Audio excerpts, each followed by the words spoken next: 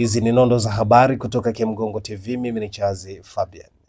Taasisi ya kuzuia na kupambana na rushwa TAKUKURU imesema kuwa raia wawili wa China, Wei Wang na Yao Likong, wamekamatwa Januari 5 mwaka huu katika eneo la Oyster Bay jijini Dar es Salaam wakiwa na kiasi kikubwa cha fedha taslim.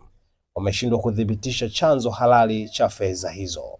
Akizungumza na waandishi wa habari hii leo Jumatano Januari 7 ya mwaka 2026, kamanda wa taasisi ya kuzuia na kupambana na rushwa TAKUKURU wilaya Kinondoni, Christian Nyakizee, amesema watuhumiwa hao walikuwa wakifuatiliwa na vyombo vya dola kwa muda mrefu, huku fedha walizokamatwa nazo zikishukiwa kuwa ni matokeo ya mtandao wa utakatishaji wa fedha unaohusishwa na matumizi ya kadi za benki zilizoibiwa kutoka kwa watu mbalimbali. Kwa upande mwingine, imethibitishwa kuwa jioni ya leo watuhumiwa hao wamefikishwa mahakamani na kusomewa mashtaka mawili ya uhaini. Kutokana na mashtaka hayo kuwa hayana dhamana, wamepelekwa gerezani kusubiri hatua zaidi za kisheria. Na kilichotokea au kilichofanyika Januari 5 mwaka huu 2026 ni kwamba timu ya uchunguzi ilifanya operation ya kuwatafuta watuhumiwa wengine na kufanikiwa kuwakamata raia wawili wa China waliokuwa wakitafutwa kwa muda fulani. Na waliokamatwa ni Yao Likong na Wang Wei ambao ni wakazi wa Oyster Bay Phoenix Apartments zilizopo Kinondoni hapa Dar es Salaam. Walikamatwa wakiwa na fedha taslimu kiasi cha dola za Kimarekani 707,775 sawa na shilingi bilioni 1,732,333,750 pamoja na shilingi nyingine za Kitanzania milioni 281,400,000 zikiwa ndani ya gari katika mifuko ya sandarusi ambazo jumla yake sasa ni bilioni 2 na milioni 13. Fedha hizo zinashukiwa ni mazalia ya fedha zilizotakatishwa kupitia taarifa za kadi za benki zilizoibiwa kutoka kwa watu mbalimbali nje ya nchi.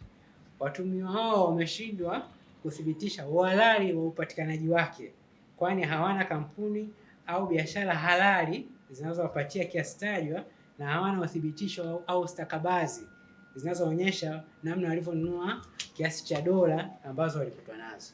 Katika hatua nyingine, kwa maana ya kwamba sambamba na tuhuma ya taarifa za kadi ya benki ambazo anakabiliwa nazo mtuhumiwa mmoja katika wale wawili waliokamatwa aitwaye Yao Ling, alikuwa akitafutwa na TAKUKURU kwa tuhuma za ufunguaji wa makampuni hewa 5 yanayochunguzwa kwa makosa ya kukwepa kodi na utakatishaji fedha ambazo jumla ya shilingi trilioni 1.8 ambazo zinadaiwa hazijatozwa kodi na Mamlaka ya Mapato Tanzania kwa kipindi cha kuanzia mwaka 2019 hadi mwaka 2025.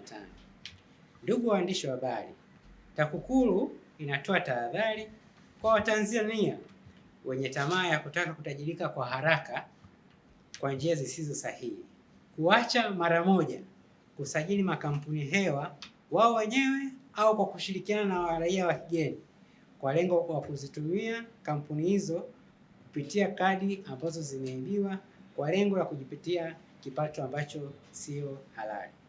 Tunatoa rai kwa wananchi wote kuendelea kujiepusha na vitendo vya rushwa na kushiriki kikamilifu katika kuzuia vitendo hivyo katika maeneo yao.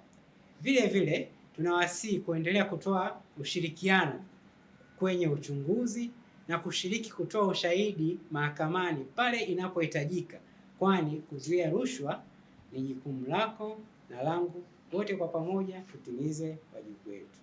Sikiliza, unataka kujenga nyumba imara kwa bei nafuu? Karibu Kemgongo Hardware. Tunapatikana Dodoma karibu na ofisi ya kata ya Mchuka, mkabala na barabara ya lami ya kuelekea Mvumi. Sisi Kemgongo Hardware tunauza vifaa vyote vya ujenzi, kuanzia saruji, nondo, mabati, rangi hadi matofali. Matofali yetu sasa yanapatikana kwa saizi zote kama vile inchi 5, inchi 6, yakiwa katika hali ya uimara na yenye ubora kwa bei nafuu zaidi ya soko. Iko hivi, Kemgongo Hardware ndio sehemu sahihi kwa ujenzi wako wa ndoto. Wasiliana nasi kupitia simu namba 0750694276 ama 0653611722.